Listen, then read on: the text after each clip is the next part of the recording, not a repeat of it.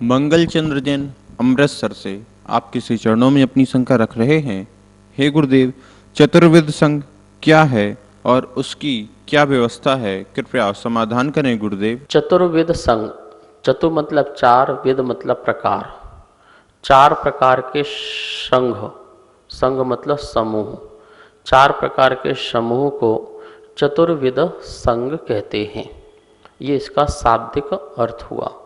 चौवर्ण मूल संघो, चार प्रकार का जो मूल संघ होता है, मूलाचार आदि ग्रंथों में और भी अनेक प्राचीन ग्रंथों में प्राचीन आचार्यों ने और प्रतिक्रमण आदि में, प्रतिक्रमण जो साधु पढ़ते हैं, सुबह शाम प्रतिक्रमण पढ़ते हैं, बृहद प्रतिक्रमण पढ़ते हैं, उसमें जो चार प्रकार के संघों की बात कही गई है, तो ऋषि, यति, मुनि और अनगार।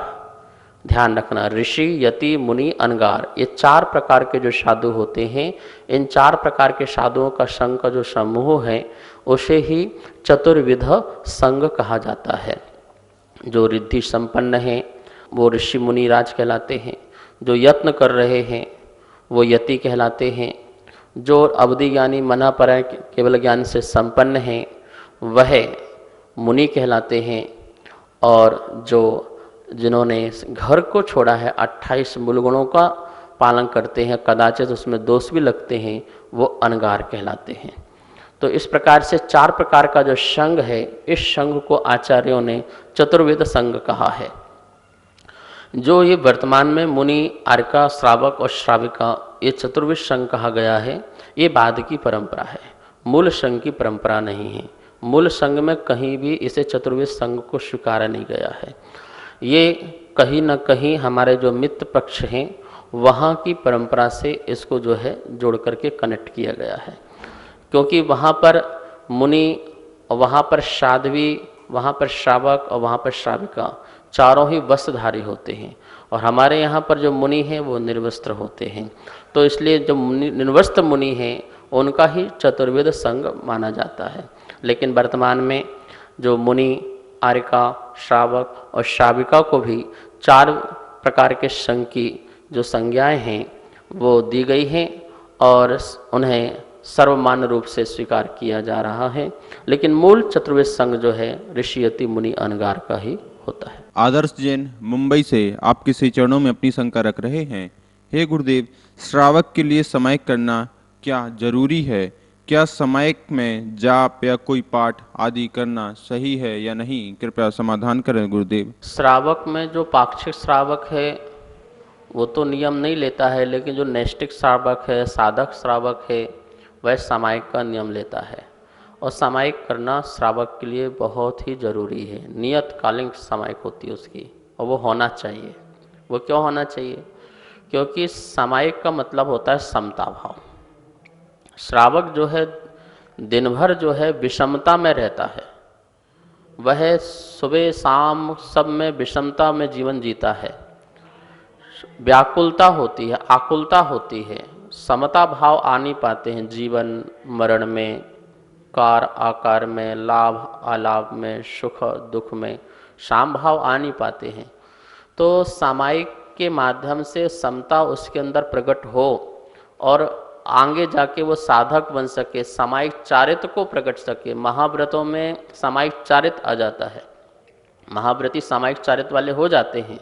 तो सामायिक व्रत के अभ्यास से ही वो सामायिक चारित्र को प्रकट कर सकता है, इसलिए उसको सामायिक बहुत ज़रूरी है।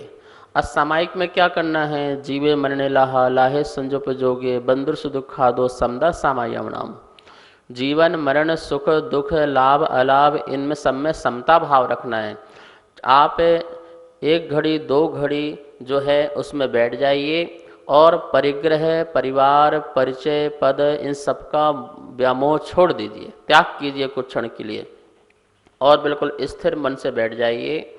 उसमें अपने भावों को देखिए, समता भाव लाइए। कोई विचार आ रहे हैं तो अपना आत्म संबोधन कीजिए और इतनी तैयारी कीजिए क्षमता की कि मेरा और जो 23 घंटे हैं वो भी बहुत श्रेष्ठ बने, अच्छे बने। समता से ही का नाम ही सामायिक है और इस सामायिक में इसके कारण ही ध्यान की प्रक्रिया प्रारंभ हो सकती है। हम कायोत्सर्ग ध्यान में जा सकते हैं। तो उसमें हम जो पाठ करते हैं, शुरू में हम देव वंदना आदि करते हैं, चारों तरफ देव वंदना करते हुए, प्रभु की वंदना करते हुए, चैत्य वंदना करते हुए, समाधि वंदना करते हुए कीजिए, करना है। पहले करो, लास्ट में कायोत्सर्ग करो, दिग्वंदनाएँ करो। ये करने के बाद फिर शाम भाव से बैठो। अब उसमें पाठ पढ़ने प्रारंभ कर दो, उसमें स्वाध्याय करना प्रारंभ कर दो, जाप करना प्रारंभ कर दो। तो ये सामायिक काल में नहीं, ये अन्य काल में करना। सामायिक काल में मतलब समता, मैं कौन हूँ, मैं क्या हूँ, मेरा क्या स्वरूप है, पर द्रव्य का स्वद्रव्य का चिंतन करके सबके प्रति राग द्वेष मोह हटाना। राग द्वेष परिणाम जो चल रहे थे हटाना, कोई शत्रु नहीं, कोई मित्र नहीं, सभी के प्रति सामान्य भाव लाना। तो सामान्य भाव की तैयारी करना, इसका नाम सामायिक होता है। और ऐसी सामायिक करना श्रावक के लिए भी बहुत जरूरी है, क्योंकि उसके पग पग में कितने कष्ट हैं, संकट हैं, प्रतिकूलताएं हैं, अनुकूलताएं भी हैं। इन सब में ना उसको हर्ष हो, ना विषाद हो, ऐसा परिणाम हो, इसलिए उसको सामायिक बहुत जरूरी है। नम्रता जैन पुणे महाराष्ट्र से आपके श्री चरणों में अपनी शंका रख रही हैं। हे गुरुदेव, क्या महिलाएं सिद्धांत ग्रंथों का अध्ययन कर सकती हैं या नहीं? कृपया समाधान करें गुरुदेव। महिलाओं को सिद्धांत ग्रंथ, सिद्धांत ग्रंथ क्या है, पहले हमें ये भी जानना चाहिए।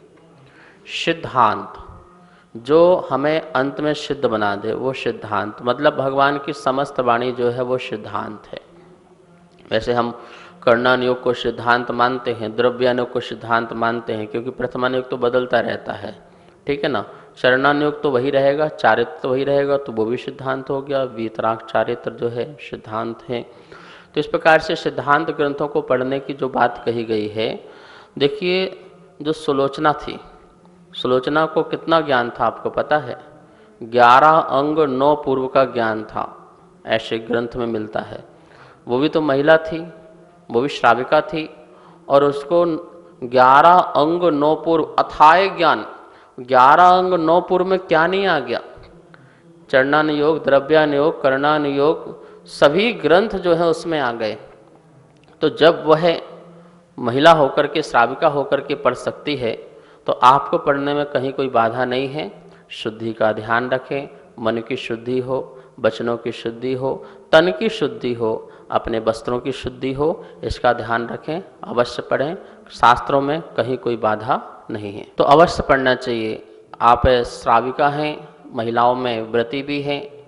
हाँ, जो आचार्यों ने कहा है कि शास्त्र का जो उपदेश देने वाले हों वो संयमी होना चाहिए। शास्त्र का उपदेश देने वाला असंयमी नहीं होना चाहिए।